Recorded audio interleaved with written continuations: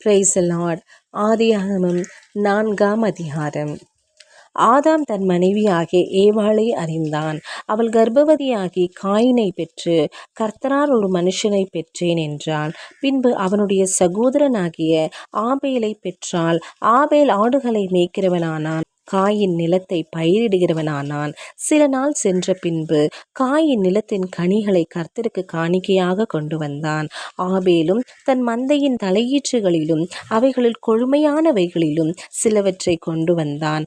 ஆபேலையும் அவன் காணிக்கையும் கர்த்தர் அங்கீகரித்தார். காயினையும் அவன் காணிக்கையும் அவர் அங்கீகரிக்கவில்லை. அப்பொழுது காயினுக்கு மிகவும் எரிச்சல் உண்டாகி அவன் முகநாடி வேறுபட்டது. அப்பொழுது கர்த்தர் காயினை நோக்கி, உனக்கு ஏன் எரிச்சல் உண்டாயிற்று? உன் முகநாடி ஏன் வேறுபட்டது? நீ நன்மை செய்தால் மேன்மை இல்லையோ? நீ நன்மை செய்யாதிருந்தால் பாவம் வாசற்படியில் படுத்திருக்கும். அவன் ஆசை உன்னை பற்றி இருக்கும். நீ அவனை ஆண்டு கொள்ளுவாய் என்றார்.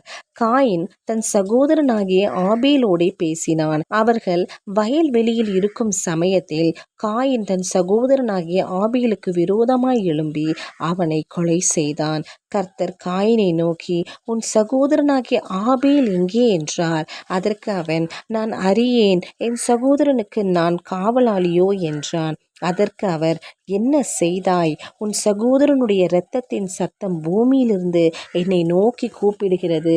இப்பொழுது உன் சகோதரனுடைய இரத்தத்தை உன் கையிலே வாங்கி கொள்ள தன் வாயை திறந்த இந்த பூமியில் நீ சபிக்கப்பட்டிருப்பாய். நீ நிலத்தை பயிரிடும் போது அது தன் பலனை இனி உனக்கு கொடாது.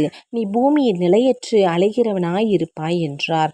அப்பொழுது காயின் கர்த்தரை நோக்கி, எனக்கு இட்ட தண்டனை என்னால் சகிக்க முடியாது. இன்று என்னை இந்த தேசத்திலிருந்து துரத்தி விடுகிறீர்.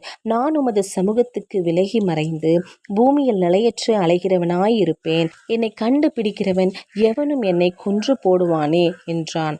அப்பொழுது கர்த்தர் அவனை நோக்கி, காயினை கொல்லுகிற எவன் மேலும் 7 பழி சுமரும் என்று சொல்லி, காயினை கண்டுபிடிக்கிறவன் எவனும் அவனை கொன்று போடாதபடிக்கு கர்த்தர் அவன் மேல் ஒரு அடையாளத்தை போட்டார். அப்படியே காயின் கர்த்தருடைய சந்நிதியை விட்டு புறப்பட்டு ஏதேனுக்கு கிழக்கான நோத் என்னும் தேசத்தில் குடியிருந்தான். காயின் தன் மனைவியை அறிந்தான். அவள் கர்ப்பவதியாகி ஏனோக்கை பெற்றாள். அப்பொழுது அவன் ஒரு பட்டணத்தை கட்டி அந்த பட்டணத்துக்கு தன் குமாரனாகிய ஏனோக்குடைய பேரை இட்டான். ஏனோக்குக்கு ஈராத் பிறந்தான். ஈராத் மெகுவேலை பெற்றான். மெகுவேல் மெத்தூசவேலை பெற்றான். மெத்தூசவேல் லாமாக்கை பெற்றான். லாமாக் 2 ஸ்திரீகளை விவாகம் பண்ணினான். ஒருத்திக்கு ஆதாள் என்று பெயர், மற்றொருத்திக்கு சில்லாள் என்று பெயர். ஆதாள் யாபாலை பெற்றால் அவன் கூடாரங்களில் வாசம் பண்ணுகிறவர்களுக்கும் மந்தை மேய்க்கிறவர்களுக்கும் தகப்பனானான். அவன் சகோதரனுடைய பேர் யூபால்.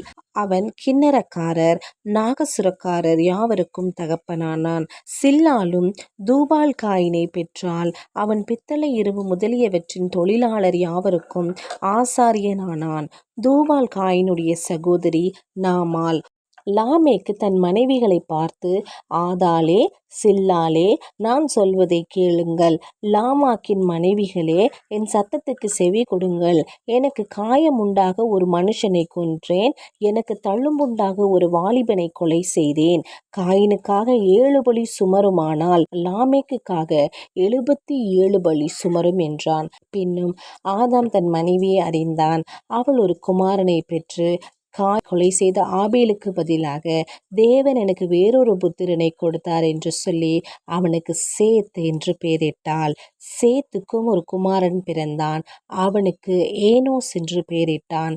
அப்பொழுது மனுஷர் கர்த்தருடைய நாமத்தை தொழுது கொள்ள ஆரம்பித்தார்கள்.